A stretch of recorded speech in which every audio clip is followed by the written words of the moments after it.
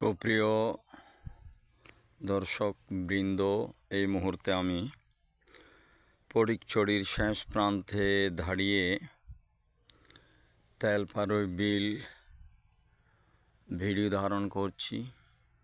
আলহামদুলিল্লাহ, এইবার কৃষকদের অনেক পরিশ্রমের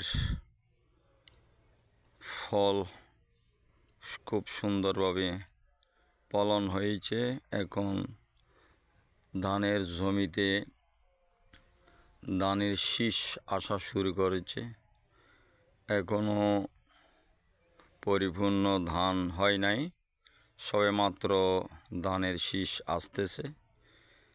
প্রায় আরও এক সপ্তাহ পরে এগুলো চোল ধারণ করবে।